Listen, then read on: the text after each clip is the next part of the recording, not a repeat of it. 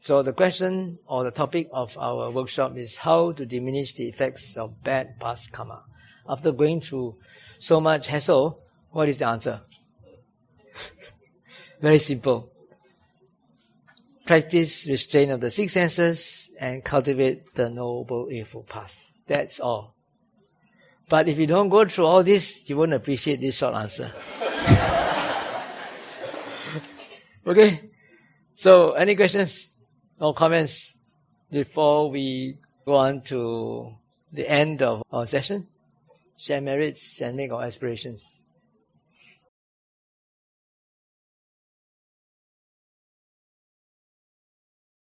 I have attended the Vipassana meditation, but you have now taught me the sitting meditation here.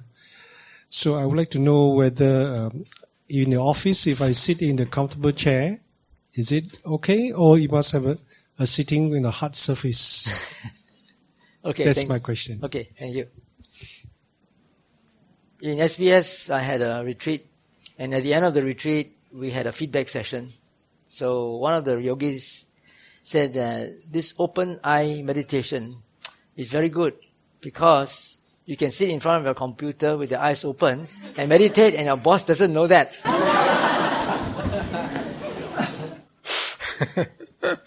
So this open eye meditation can be done anywhere, anytime, in any posture, not necessarily seated, as long as you remember to and you want to. Right? It's just a matter of coming back to the present moment. You can do that whatever you're doing. Particularly if you are a homemaker, you spend a lot of time at home. Yeah? Tidy your home, sweep the floor, gardening, wash your clothes, prepare the dishes, cooking. All this time you can be mindful. You can come back to the present moment. Don't allow your mind to get caught up in all those useless chatter and commentaries. Alright? So if you come back to the present moment as often as you can, then you are training the mind to have what I call dynamic samadhi. Not just focus on one point with your eyes closed.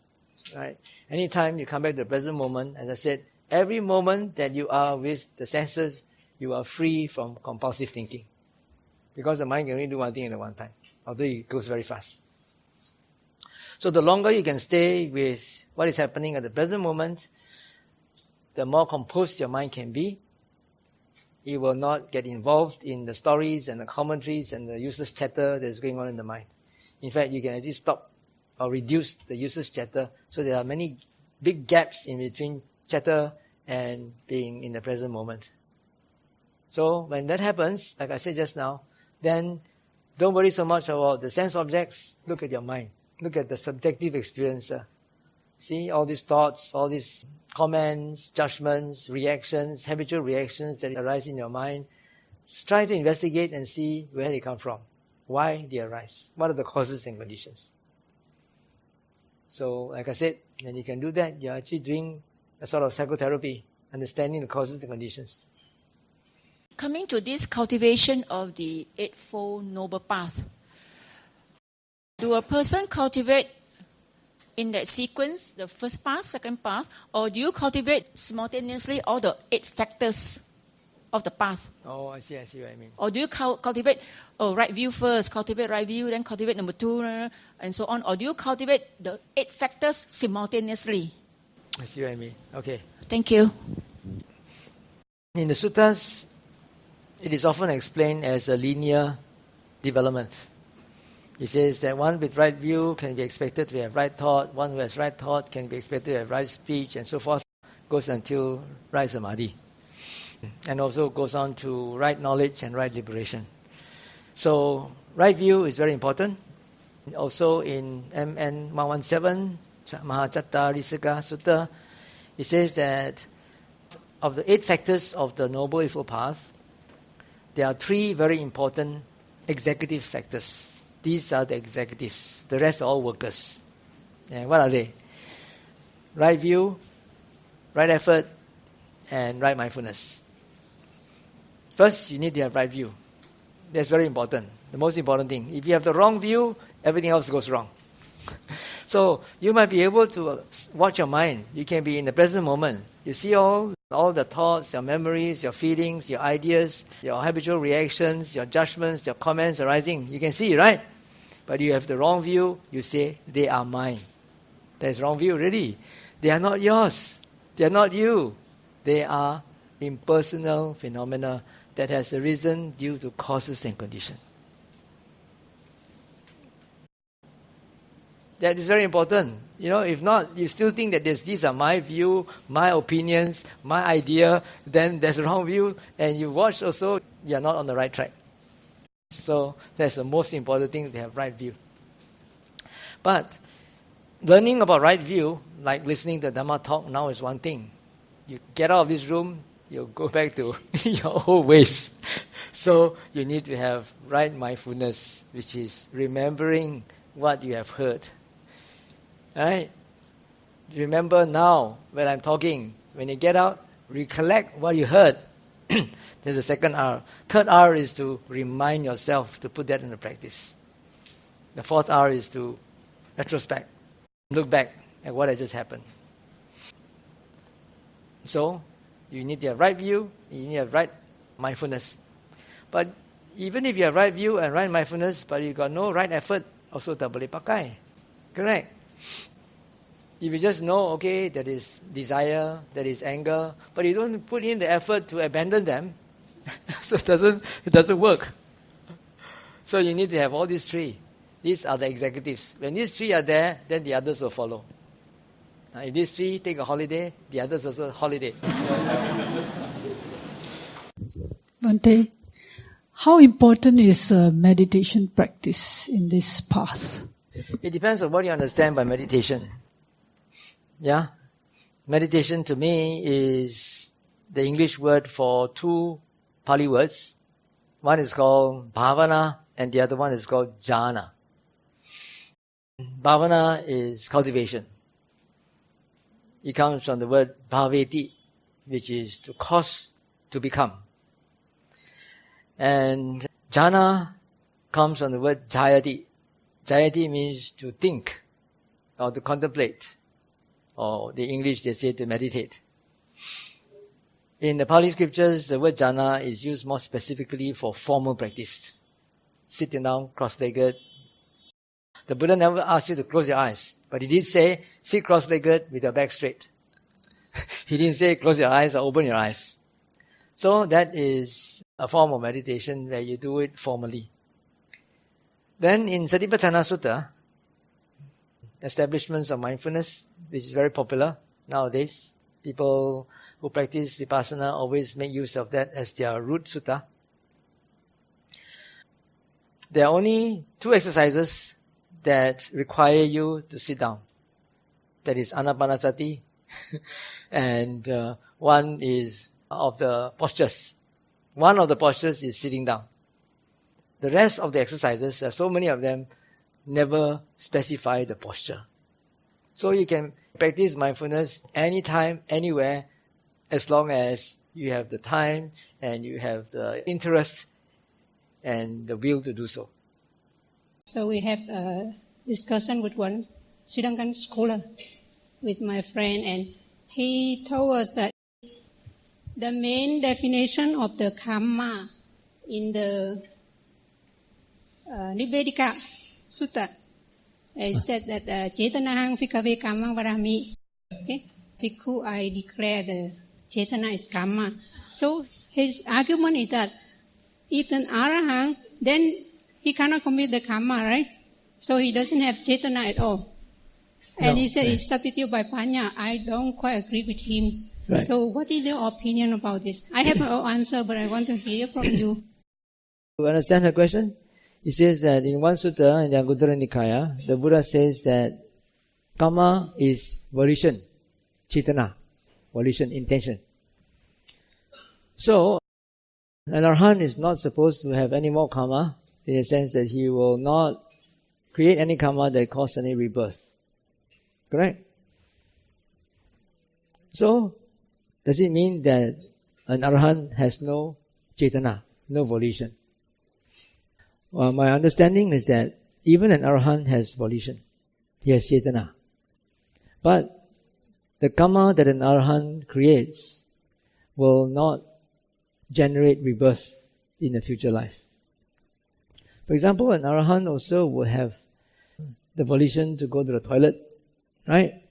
The volition to eat when he's hungry, to drink when he's thirsty, to bathe when he's sticky, to move his body when it's uncomfortable. Correct or not? If he thinks, oh, I'm an arahant, not supposed to have volition, he will die soon, right? So, because of volition, he's able to sustain and prolong his life as a human being. So, that is the result of his volition, of the karma. And that result is in this very life. It will not give result in a future life. That's how I understand it. Just now, Bhante shared about vipassana and samatha. But reading through the suttas, there's something which the Buddha, when it talks about meditation, is talking about jhanas. Now, I'm trying to understand what jhanas means. I mean, the English word says mental absorption. Again, it's so abstract. So I hope Bhante can explain what jhana means and what has it to do with vipassana, samatha, or is it something only arahants have? For me to explain about jhana, we need another workshop. Maybe you can attend the workshop by Asma Kumara about jhana. To give you the gist of it anyway, jhana in Chinese is called chan, right? And is the first jhana, the second jhana is the first meditation, the second meditation, the third meditation, the fourth meditation, correct? Actually, the word jhana used in the common sense in the Pali scriptures means just meditation. But it used in the sense of first jhana, second jhana, third jhana, it has got a more specific meaning. There are certain jhana factors involved. But there's a controversy about what this jhana means. Does it mean total absorption in one single object so that you are oblivious to everything else? Or does it mean something else? That is a Pandora box, and it's not easy for me to explain in 5 minutes. So maybe you can wait for Asma Kumara, then participate in his workshop on what is jhana. Bhante, just now you mentioned insightful, right? For the insightful to arise, how would it be in terms of the characteristic? Oh, you can ask questions also about guided meditation. Now, the guided meditations that I gave you today are based on what we call open awareness. It's different from focused awareness.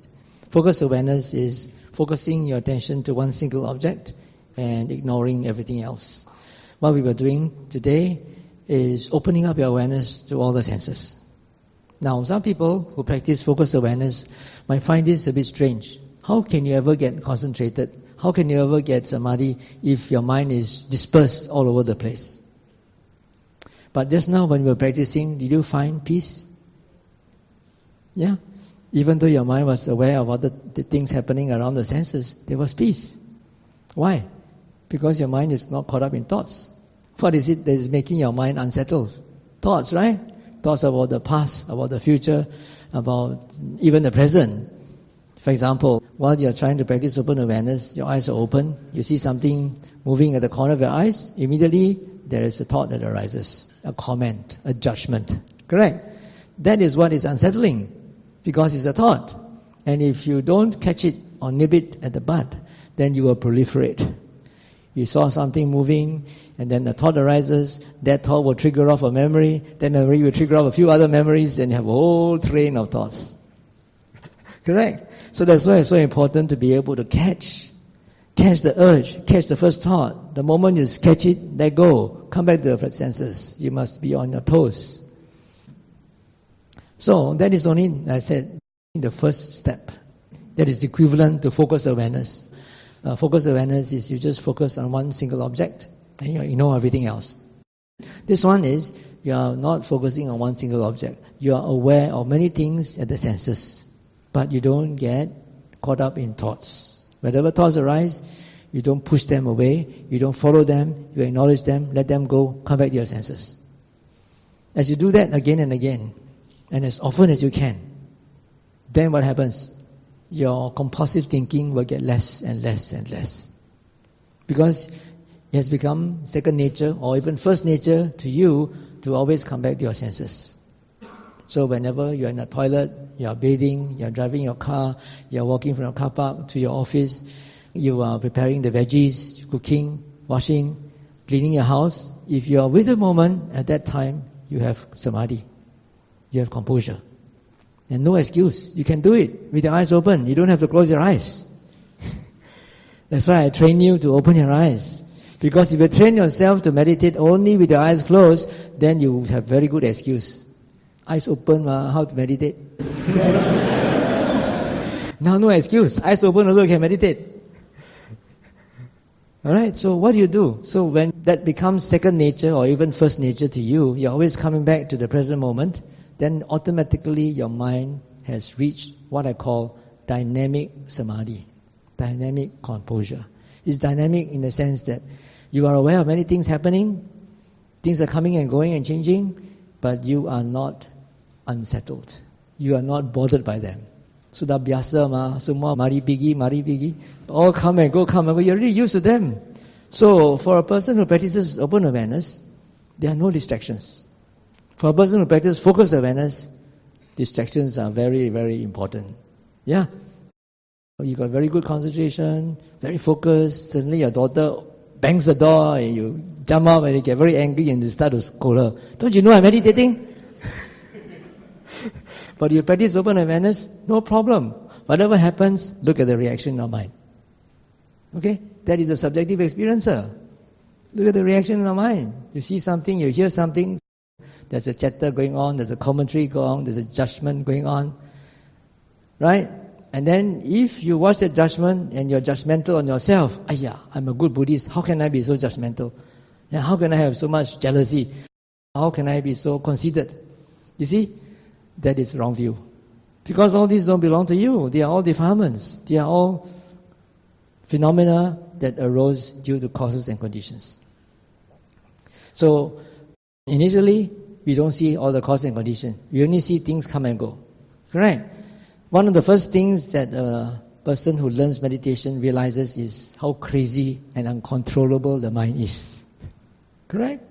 You can see that. First thing you sit down and try to be aware of the senses or even to focus on one single object, you can see how the mind goes running all over the place.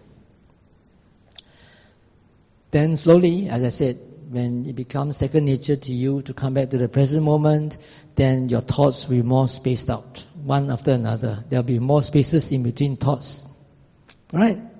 Then that's when your dynamic samadhi has improved. Then you go to the next step. Now you try to find out the cause and conditioning. Why did such a thought arise? Why did such a comment arise? Why did such a judgment arise? Okay, you ask, but don't try to answer it intellectually. Ask, let go, come back to the senses. Then, as you do that again and again and again, if you do your homework, then one fine day, the answer will pop up. It's because of this. That's when the insight arises. Not through intellectual thinking, but through investigating with the idea of wanting to understand the cause and conditioning. Right? So you have to make it a habit. Yeah? Whatever you do, as often as possible, try to come back to the present moment. When your mind is more settled, ask why. Okay? I am the owner of my karma, the heir of my karma. I have karma as my origin, karma as my relative, karma as my refuge. The karma that I shall do, whether good or evil, of that I shall be the heir. Thus is this to be often reflected by a female or a male.